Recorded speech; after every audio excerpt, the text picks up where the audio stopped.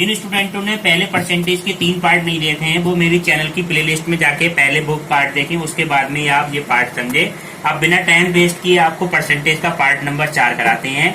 अब इसमें देखिए आप क्वेश्चन 75 का पहला क्वेश्चन ये है, 75 का 20% कितना है? 15 है। तो 20 का 75% कितना होगा, ये क्वेश्चन में पूछा है। ठीक है, तो इसमें ये वाली बात क्या क्वेश्चन में घुमाने को दी है। ठीक है, इसका कोई इससे कोई लेना देना नहीं है, बस क्या निकालना है आपको, 20 का 75% निकालना है। तो 20 का 75% कितना हो जाएगा? 20 गुणा 75 बटे 100। तो ये आपका आ गया 20 पंजे 100 और ये कितनी बार कट जाएगा? 15 बार। तो ये आपका आंसर कितना आ गया? 15 आंसर आ गया। ठीक है, अब आप इसी तरह का नेक्स्ट क्वेश्चन देखें क्या है। ये है, यदि किसी संख्या का 16% में 21 जोड़ा जाता है तो वह संख्या स्वयं संख्या प्राप्त हो जाती है, तो वह संख्या ज्ञात करनी है। ठीक है, क्या होगी? ठीक है, इन स्टूडेंट इन क्वेश्चनों को आप पहले लिख ले करें, उसके बाद में समझे करें वीडियो में। ठीक है, तो ये क्वेश्चन समझे, देखें क्या है। अगर किसी क्वेश्चन में क्या दिया है, संख्या का 16% में 21 जोड़ा जाता है, तो सबसे पहले मान लो वो संख्या क्या है। माना वह संख्या क्या है स्टूडेंट? x है। वो संख्या आपने x मान ली। x का क्वेश्चन के अनुसार क्या दिया? x का 16% में क्या जोड़ दिया जाता है? 21 जोड़ दिया जाता है, तो वो संख्या स्वयं प्राप्त हो जाती है, यानी कि x खुद प्राप्त हो जाती है। हमें मान किसका निकालना है? x का ही मान निकालना है। तो x का 16% हम स्टूडेंट कैसे निकालेंगे? x गुणा 16 बटे 100 प्लस 21 बराबर कितना हो जाएगा? x का मान निकालने के लिए x को इधर लाएंगे, ये x गुणा 16 बटे 100 माइनस x बराबर कितना हो जाएगा? -21। ये प्लस का 21 से उधर जाके कितना हो जाएगा? -21। इन दोनों में से x कॉमन ले लें, कितना हो जाएगा? 16 बटे 100 माइनस 1 बराबर कितना हो जाएगा? -21। x ये कितना आ गया स्टूडेंट? 16 माइनस 100 बटे 100 बराबर कितना आ जाएगा? -21। अब x का मान ये क्या बचेगा? x गुणा -84 बटे 100 बराबर कितना हो जाएगा? -21। ये माइनस चिन्ह से तो माइनस चिन्ह कट जाएगा, तो x बराबर स्टूडेंट क्या आ जाएगा? 21 गुणा 100 बटे 84। 21 चौक 84 और ये क्या आ जाएगा? 25। तो x बराबर कितना आया आपका? 25। ठीक है, ये आपका आंसर आ गया। इसको आप ऑप्शन से भी चेक कर सकते हैं या इस मेथड से कर लें। ऑप्शन पेपर में 4 ऑप्शन दिए होंगे, उससे भी आप चेक कर सकते हैं कि वो संख्या क्या होगी। ठीक है, अब आप देखें नेक्स्ट क्वेश्चन। संख्या का यदि किसी त्रिभुज के आधार में 10% की वृद्धि कर दी जाए और उसके क्षेत्रफल में कोई परिवर्तन नहीं हो तो उसकी ऊंचाई में कितने प्रतिशत कम करनी पड़ेगी। ठीक है, अब ये देखो क्वेश्चन आपको समझना है। क्वेश्चन किसी तरह से करना है, ये समझे। जैसे कोई त्रिभुज है, त्रिभुज के आधार में 10% की वृद्धि कर दी जाए। त्रिभुज का क्षेत्रफल क्या होता है? त्रिभुज का क्षेत्रफल हमारा क्या होता है? 1/2 आधार गुणा ऊंचाई। तो त्रिभुज का क्षेत्रफल है, 2 बातों पर निर्भर करता है। या तो त्रिभुज का आधार क्या होगा, ये हमारा त्रिभुज का आधार होता है, और ये क्या है? ऊंचाई। इसमें क्या हो रही है? 10% की वृद्धि हो रही है। ठीक है, वृद्धि हो रही है, तो ऊंचाई में हम कितनी कमी कर दें कि क्षेत्रफल हमारा वो ही रहे।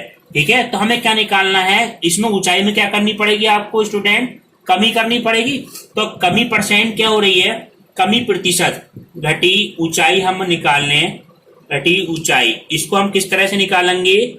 कमी प्रतिशत। कमी प्रतिशत वाला देखो फार्मूला हमने डायरेक्ट बताया था, R/100 प्लस R गुणा 100। ठीक है, कमी के लिए आप उल्टा याद रखो, कमी हो तो चिन्ह किसका आता है? यहाँ पे प्लस का आता है। पहले पार्ट में आपको कराया था ये मान। अब R का मान कितना है? 10% की वृद्धि होती है, 10/100 प्लस 10 और गुणा कितना आ जाएगा? 100। तो ये कितना आ जाएगा? 10/110 गुणा 100। 0 से 0 कट जाएगा। 100/11 कितना आ गया मान? 9 सही 1/11%। ये आपका क्या हो गया? आंसर हो गया। ठीक है, अब आप देखें नेक्स्ट क्वेश्चन क्या है स्टूडेंट। किसी भिन्न में अंश में 15% की वृद्धि हो और हर में 8% की कमी करने पे भिन्न का मान 15/16 हो जाता है, तो प्रारंभिक भिन्न का मान क्या होगा, ये बताना है। इसमें क्वेश्चन में क्या कही गई है, भिन्न के अंश में तो 15% की वृद्धि हुई है, ठीक है, और हर में 8% की कमी हुई है, तो भिन्न का मान 15/16 हो जाता है। तो प्रारंभिक भिन्न अपनी पुरानी वाली भिन्न क्या थी। तो देखो किस तरह से करते हैं इस क्वेश्चन को। देखो माना भिन्न क्या मान लिया, माना भिन्न x/y है, x/y मान लिया हमने। अब देखो 15% बढ़ाने पे नया अंश, ये भिन्न का अंश होता है, नीचे वाला क्या कहलाता है, हर कहलाता है। ये तो क्या कहलाएगा, अंश कहलाएगा, और ये वाला क्या कहलाता है, हर कहलाता है, ठीक है। अब देखो 15% बढ़ाने पर नया अंश कितना हो जाएगा स्टूडेंट, नया अंश होगा हमारा x गुणा 115% तो हो जाएगा, 100 में प्लस कर दिए 115, यानी कि 100 में 15 कर दिए तो x का 115%, और 8% कम करने पर नया अंश जो हर क्या बनेगा, x गुणा 100 में से 8% कम कर दो स्टूडेंट, तो क्या आ जाएगा आपका 92%, ठीक है। अब प्रश्नानुसार क्या है, प्रश्नानुसार x का 115% और y का 92% बराबर नई भिन्न कितनी हो जाती है स्टूडेंट, 15/16 हो जाती है, ठीक है।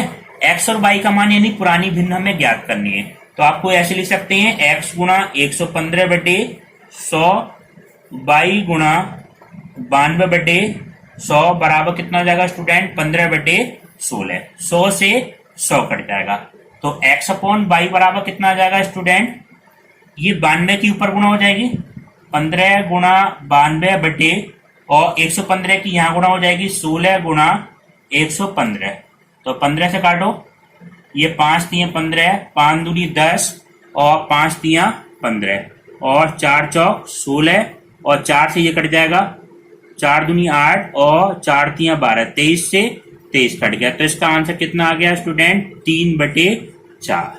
ये आपका क्या हो गया आंसर, पुरानी भिन्न आपकी क्या होगी, 3/4। अब देखें स्टूडेंट नेक्स्ट क्वेश्चन, यदि केले के मूल में 20% की कमी होने पर 20% की कमी होने पर 10 रुपए में 5 केले और मिल जाते हैं, 10 रुपए में 5 केले और मिल जाते हैं, तो केले के मूल की कमी होने से पहले एक केले का मूल क्या था। क्वेश्चन ने क्या पूछा है, केले के मूल में कमी हो गई, तो 10 रुपए में जो केले मिलते हैं उससे 5 ज्यादा मिल जाते और मिल जाते हैं, तो केले के मूल में कमी होने से पहले एक केले का मूल क्या था। तो इसको क्वेश्चन को देखो, समझो क्या दिया हुआ है। 10 रुपए में पहले क्या हुई, 10 रुपए में 20% की कमी अगर हम करें तो कितने रुपए की कमी होगी स्टूडेंट, 10 का 20% कितना हो जाएगा, 10 गुणा 20/100, ये 5, यानी कि 2 रुपए की कमी हो गई, ठीक है, 2 रुपए की कमी हो गई।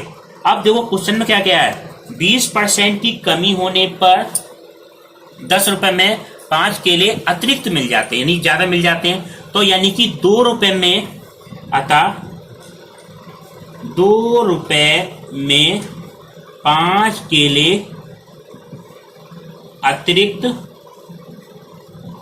अतिरिक्त मिलते हैं, 5 रुपए में 2 रुपए में 5 केले अतिरिक्त मिलते हैं। 10 रुपए में मिले केले कितने होंगे, 2 रुपए में 5 केले मिलते हैं, तो 10 रुपए में मिले केले कितने होंगे स्टूडेंट, तो ये कैसे निकालेंगे, 2/5 गुणा कितना आ जाएगा, 10, ठीक है। ये क्या आ जाएगा, 5/2 गुणा कितना आ जाएगा स्टूडेंट, 10, तो ये कितनी बार कट जाएगा, 5 बार, 5 पंजे कितना हो गया, 25, तो 25 केले मिलेंगे, ठीक है। 10 रुपए में कितने स्टूडेंट केले मिलेंगे, 25 केले। क्या करा हमने, एक केले का मूल निकाला हमने, फिर उसको हमने 10 से गुणा कर दी, 25 केले मिलेंगे। और मूल घटने से पूर्व 10 रुपए में मिले केले कितने होंगे स्टूडेंट, 25 माइनस 5 बराबर कितना हो जाएगा? 20 केले मिलेंगे। ठीक है, 20 केले। तो 20 केले का मूल कितना था? पहले पुराना मूल पूछ रहा है। 20 केले का मूल क्या था स्टूडेंट? 10 रुपए। तो एक केले का मूल कितना होगा? एक केले का मूल्य बराबर कितना हो जाएगा? 10/20 गुना कितना हो जाएगा? 100 को हम इसलिए कर रहे हैं कि रुपए में पैसे में बदलने के लिए 100 से क्या कर दें हम? गुणा। तो रुपए का क्या बदल जाएगा? पैसा। ये 2 बार कट जाए, ये 50। तो ये क्या आ गया आपका स्टूडेंट?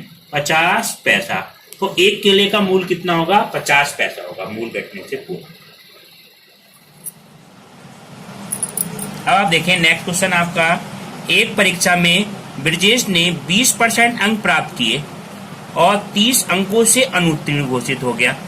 ठीक है, और सर्वेश ने इसी परीक्षा में 32% अंक प्राप्त करे तथा उत्तीर्ण होने के लिए 42 अंक अधिक प्राप्त किया। अनुत्तीर्ण होने के लिए कम से कम कितने प्रतिशत अंकों की आवश्यकता होगी? ये बहुत इंपॉर्टेंट क्वेश्चन होते हैं। इस तरह का अगर एक क्वेश्चन समझ में आ गया तो आपको कई तरह के क्वेश्चन इसमें के आते हैं। अब आप देखो, ध्यान से समझो क्या है क्वेश्चन। ठीक है, अब देखें 20% अंक जिसको बच्चे को मिल रहे हैं, 20% अंक मिल रहे हैं, वो तो 30 अंकों से क्या हो रहा है? 30 अंकों से फेल, यानी कि ये 30 अंकों से फेल हो गया। इसको, इस चार्ट को बिल्कुल ध्यान से समझना, कई तरह के क्वेश्चन हो सकते हैं इसमें। और 32% जिसको बच्चे को अंक मिल रहे हैं, विद्यार्थी को, वो पास हो रहा है और जो मिनिमम अंक है पास होने से, उससे 42 अंक अधिक मिल रहे हैं। 42 अंक अधिक मिल रहे हैं। ठीक है, अब इसमें देखें आप परसेंटेज का अंतर कितना है दोनों स्टूडेंटों के, छात्रों में। ठीक है, परसेंटेज का अंतर आपका कितना है? ये 32% और ये 20%। कितने का अंतर है आपका? 12% का अंतर है। ठीक है, 12% का अंतर है। और अंकों में अंतर कितना है? ये क्या है? पास होने के लिए। और ये 42 अंकों से क्या है? ये 30 अंकों से फेल हुआ है। ये 42 अंकों जो मिनिमम अंक है उससे क्या है? ज्यादा। तो ये क्या है? विपरीत अंक है एक तरह से। ठीक है, तो ये 30 प्लस 42 ये कितना हो जाएगा? 72 अंक। 72 अंक हमारे क्या हो गए? ये है, इसका 72 अंकों का अंतर है। अब आप समझिए, तो 12% किसके बराबर है? 12% बराबर कितने हैं? 72 अंक के। ठीक है, तो 100% अंक हम निकालें तो 1% के लिए कितना हो जाएगा? 72/12। तो 100% के लिए किससे गुणा कर देंगे आप? 100 से गुणा कर दें। 12 छंग 72 कितना आ जाएगा? 600 अंक। 600 अंक हो जाएगा। अब आप देखें, पास होने के लिए मिनिमम अंक क्या होंगे? पास होने के लिए आवश्यक अंक हमारे कितने होंगे?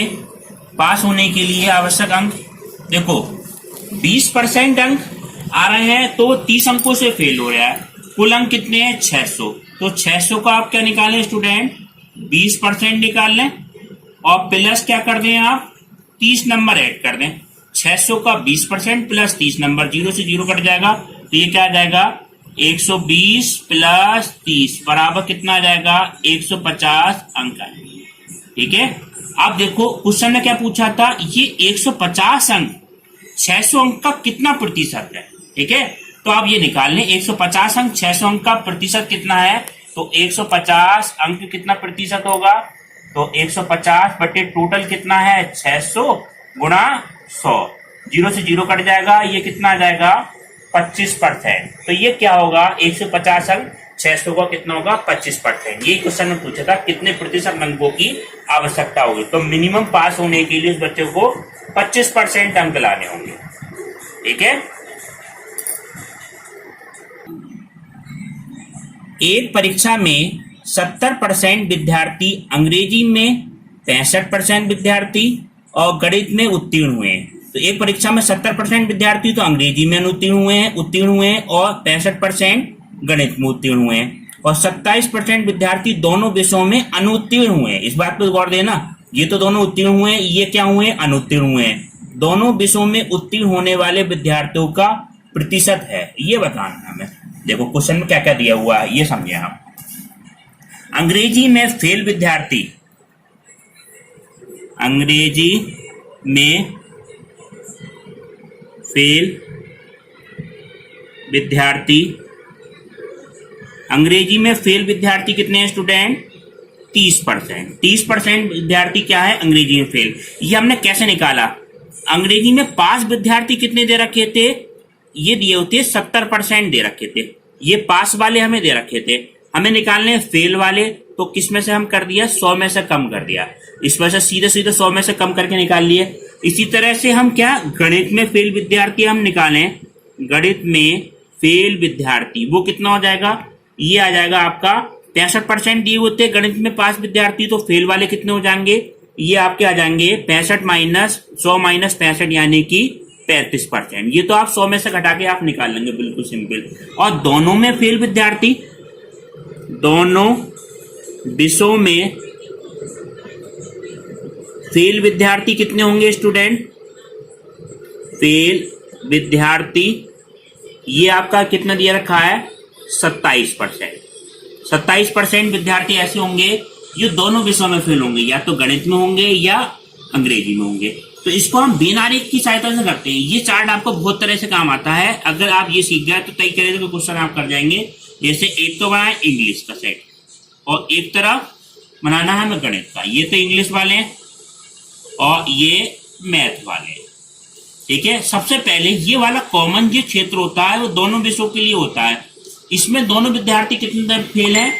27% दोनों विषय में फेल है, चाहे वो इंग्लिश में हो गणित में। ऐसे विद्यार्थी जो दोनों विषयों में फेल हैं वो 27%। अब इंग्लिश में फेल वाले कितने थे? अंग्रेजी में जो फेल हैं यहाँ के यहाँ तक के क्षेत्र में कितने थे? वो 30% थे स्टूडेंट। 27 यहाँ से यहाँ तक के क्षेत्र में आ गए, तो कितने बचे? केवल इंग्लिश वाले कितने बचे होंगे? 3%। ये केवल इंग्लिश वाले फेल बचे। ऐसी मैथ के कितने हैं स्टूडेंट? 35% है, तो 35% यहाँ से यहाँ तक के क्षेत्र में आए होंगे पूरे, मगर 35 में से 27% क्या है? दोनों विषय में है।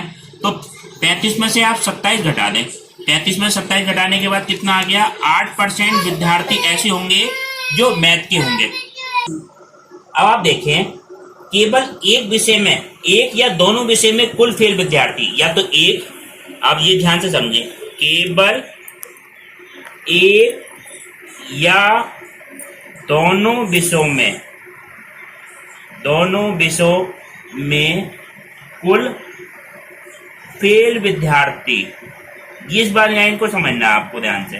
फेल विद्यार्थी कितने होंगे? इन सबको जोड़ते जाओ। 3 ये केवल अंग्रेजी में थे, प्लस 27 ये 8 ये जोड़ो, ये मैथ में थे, और 27% क्या थे? दोनों विषयों में। तो इसका मतलब क्या आ गया? ये 38% छात्र ऐसे हैं, या तो वो कहे वो गणित में फेल हुए हैं, या मैथ में, या दोनों सब्जेक्ट में हुए हैं। अब क्वेश्चन में क्या पूछा? दोनों विषयों में पास विद्यार्थी, तो पास विद्यार्थी क्या से हो जाएंगे आपके? दोनों विषयों में पास विद्यार्थी।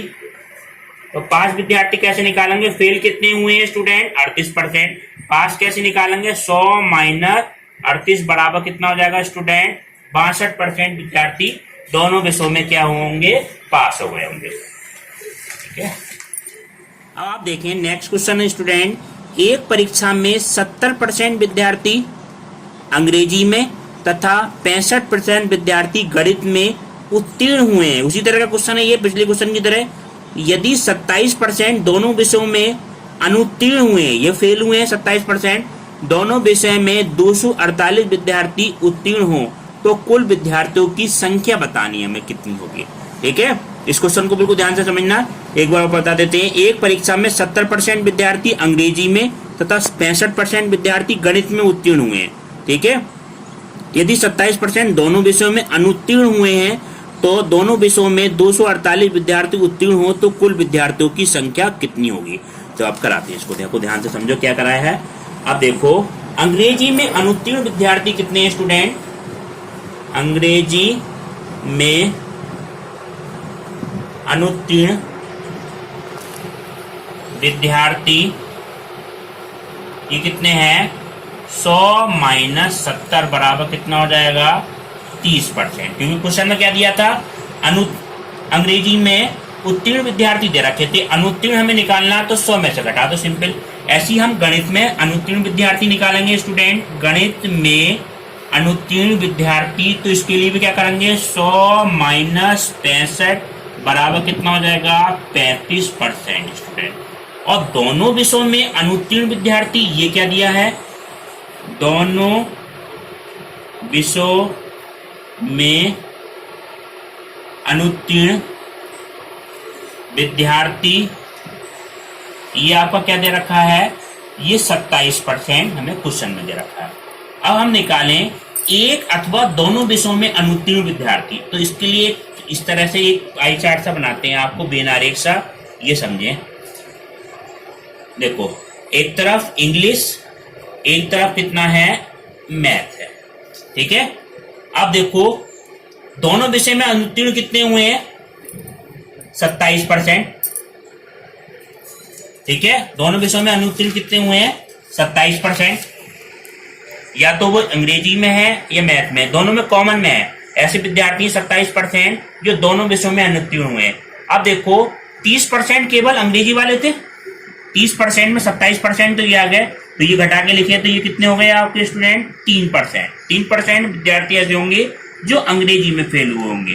अब 35% ये है, तो 35 में 27 घटा देंगे तो ये क्या हो जाएगा 8% विद्यार्थी ये हुए। तो एक अथवा दोनों विषयों में अनुत्तीर्ण विद्यार्थी क्या होंगे, एक या दोनों विषयों में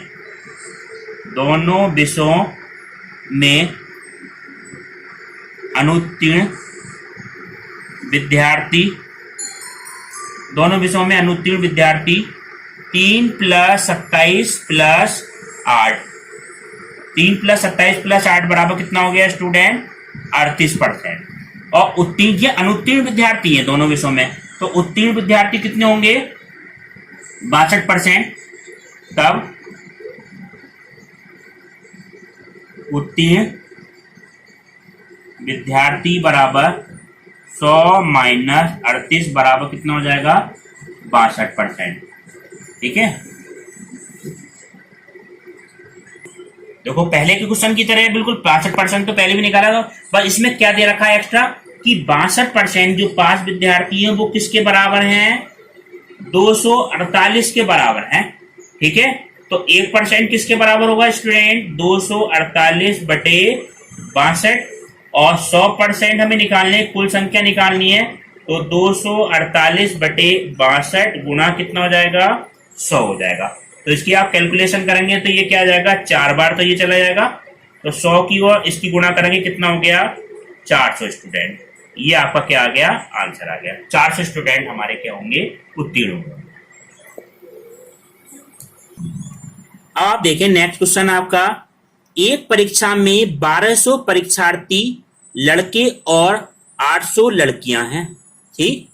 यदि 40% लड़के और 35% लड़कियां परीक्षा में सफल हुए हो तो असफल परीक्षार्थियों का कितना प्रतिशत होगा, ये बताना है हमें आपको, ठीक है। इस क्वेश्चन को देखो कैसे करते हैं, देखो ध्यान से समझो। सबसे पहले क्या दिया हुआ है असफल लड़के, परीक्षा में कितने असफल लड़के हुए हैं, असफल लड़के ये कितना है 1200 गुणा 60 बटे 100, 0 से 0 कट जाएगा, ये कितना हो गया 720 लड़के होंगे असफल लड़के, क्योंकि क्या दिया हुआ है 60% लड़के कैसे हैं असफल हैं।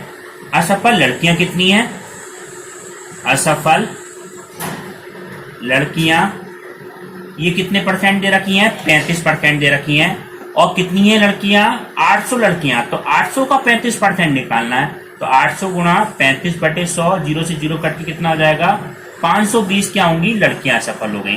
तो कुल असफल विद्यार्थी कितने हो जाएंगे, ये दोनों ही तो होंगे, चाहे लड़के हो या लड़कियां हो, विद्यार्थी में तो दोनों आ जाएंगे। तो कुल असफल विद्यार्थी कितने आ जाएंगे, कुल असफल परीक्षार्थी कह लें आप, परीक्षार्थी कितने हो जाएंगे 720 प्लस 520 बराबर कितना हो जाएगा 1240, ठीक है। तो परसेंटेज असफल कितने हो जाएंगे, परसेंटेज असफल परीक्षार्थी कितने होंगे आपके, ये होंगे 1240।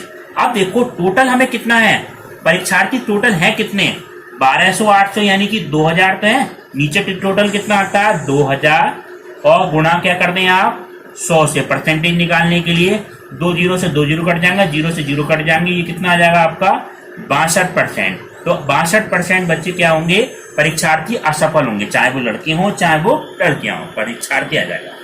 ठीक है, अब आप देखें नेक्स्ट क्वेश्चन। एक विद्यालय में 60% लड़के हैं और लड़कियां की संख्या कितनी है 812 है। विद्यालय में लड़कों की संख्या ज्ञात करनी है।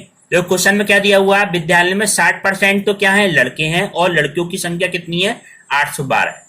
विद्यालय में लड़कों की संख्या ज्ञात करनी है। देखो क्वेश्चन में किस तरह से निकालेंगे, इस तरह के क्वेश्चन में लड़कियों का प्रतिशत क्या दिया रखा है, लड़कियों का परसेंटेज कितना है 100 माइनस 60 बराबर कितना हो जाएगा 40।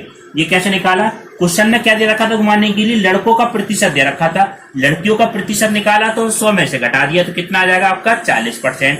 अब देखो 40% लड़कियां हैं, वो कितनी कुल किसके बराबर हैं, ये संख्या में क्वेश्चन में क्या दे रखी है 812 के बराबर। ठीक है, तो 1% स्टूडेंट कितना हो जाएगा 812 बटे 40, मगर हमें क्या निकालना, लड़कों की संख्या निकालनी है। लड़के कितने हैं स्टूडेंट 60% है, तो 60% बराबर कितना हो जाएगा 812 बटे 40 गुणा कितना हो जाएगा स्टूडेंट 60। 0 से 0 कैंसिल हो जाएगा।